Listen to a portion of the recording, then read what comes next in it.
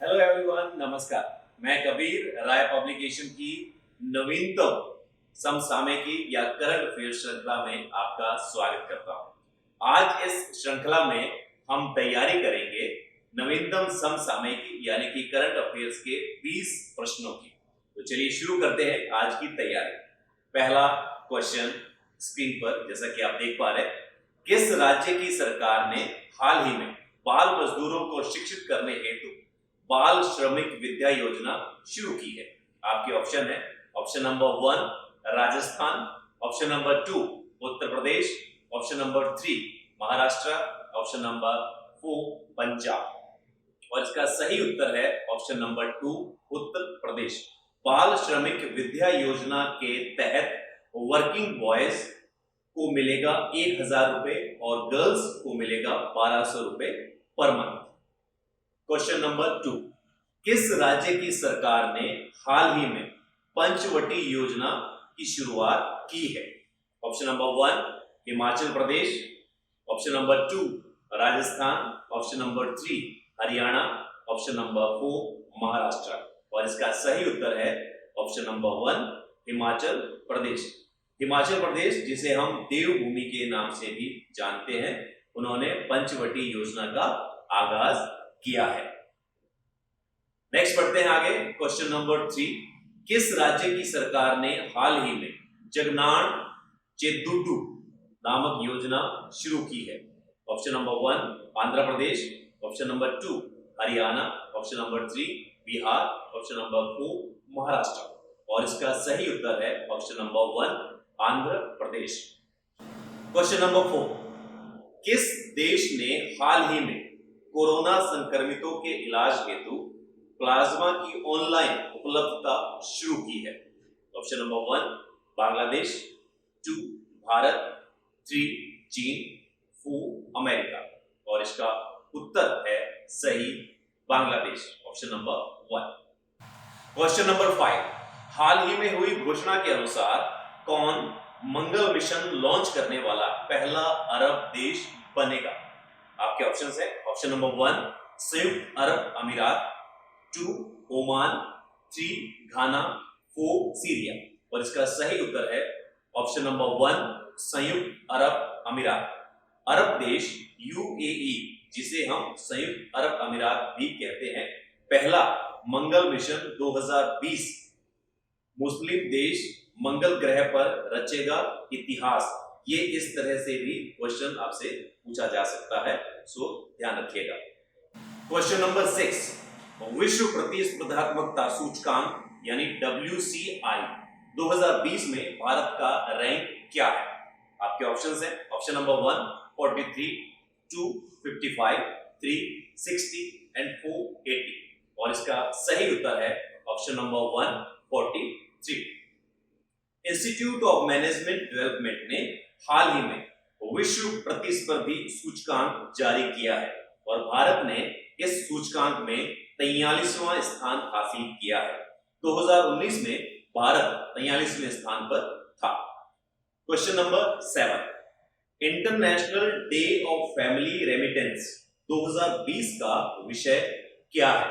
Option number 1 प्रेषण एक जीवन रेखा है, ऑप्शन नंबर 2 हम सभी साथ हैं, ऑप्शन नंबर 3 परिवार जीवन की कुंजी है, और ऑप्शन नंबर 4 परिवार ही सर्वोपरि है। तो इसका सही उत्तर है option number 1 international day of family remittance यानी IDFR दुनिया भर में हर साल 16 जून को मनाया जाता है। इस वर्ष ये दिवस प्रेषण एक जीवन रेखा है के विषय के साथ मनाया गया है। आगे बढ़ते हैं। Question number 8, PP statistical review के अनुसार 2019 में चीन 141.70 EJ और अमेरिका 94.65 EJ के बाद ऊर्जा के तीसरे सबसे बड़े उपभोक्ता देश का नाम बताइए।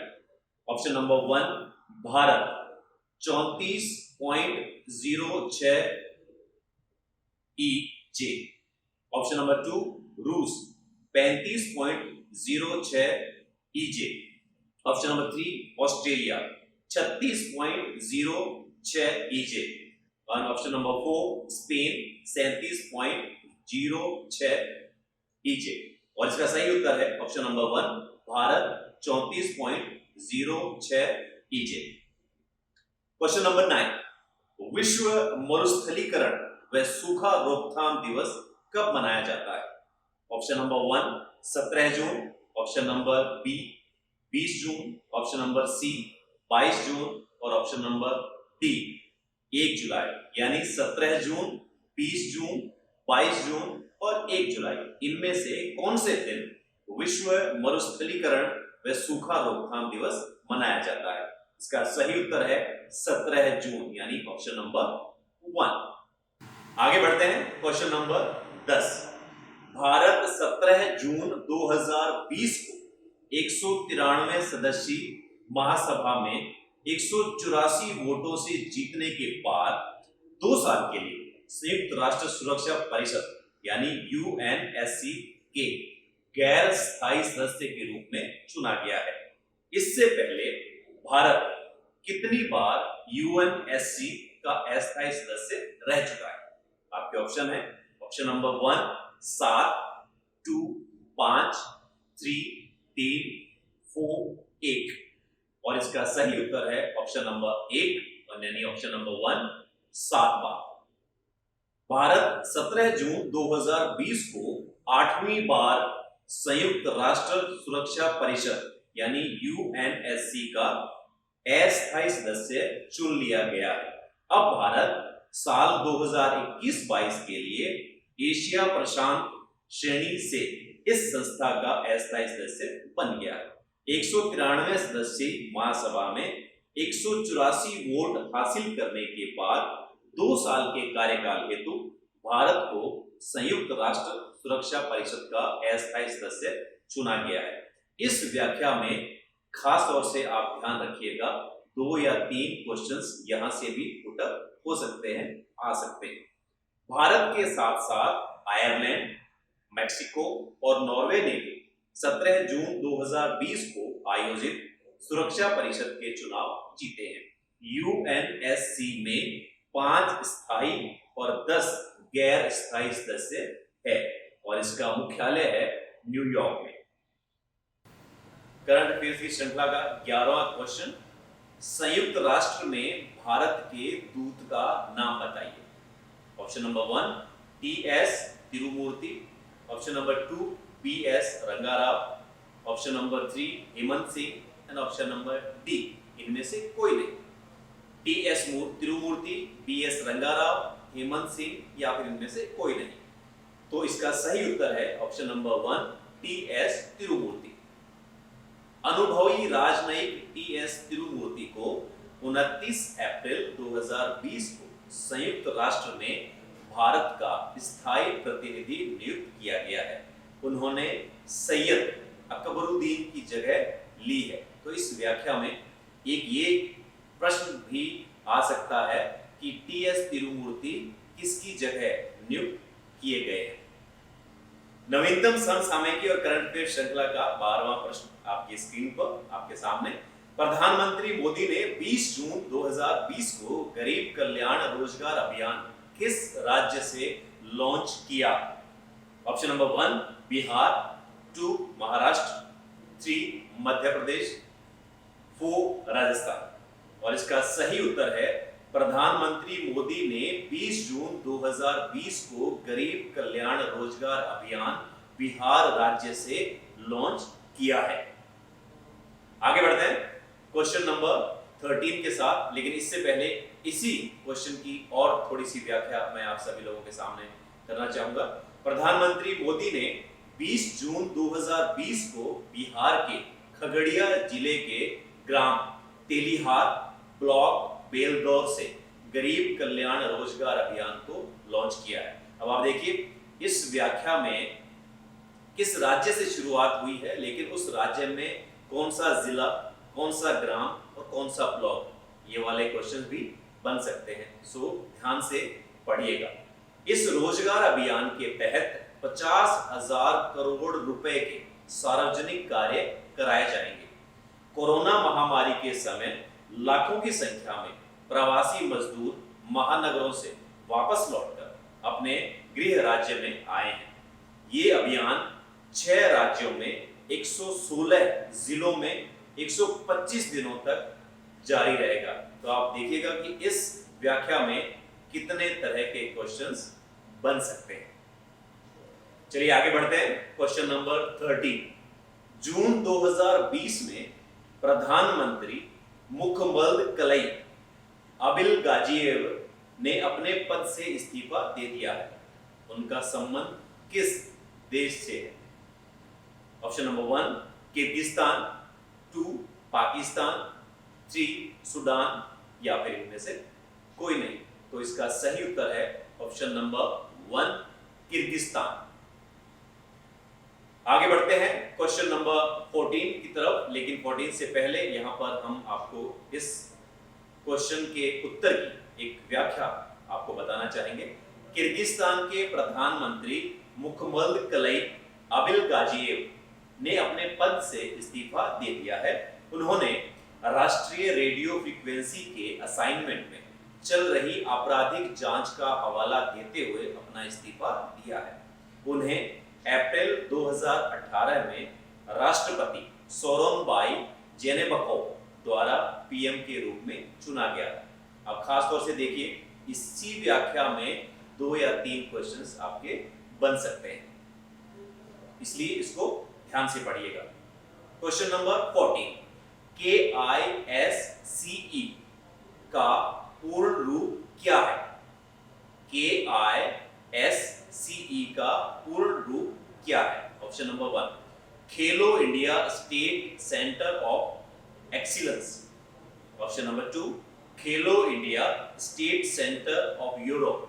Option number 3 Khelo India state China of excellence. And option number 4 Khelo India state China of excellence. और इसका सही उत्तर है option number 1 Khelo India state centre of excellence. इसकी थोड़ी सी और व्याख्या के रूप में मैं आपको इस उत्तर को समझाता हूं। भारत के खेल मंत्रालय ने खेलो इंडिया के तहत खेलो India state centre of excellence स्थापित करने का निर्णय लिया। KISCE की पहचान हर राज्य में की जाएगी। इस योजना के पहले चरण में 8 राज्य स्वामित्व वाली सुविधाओं को अपग्रेड किया जाएगा।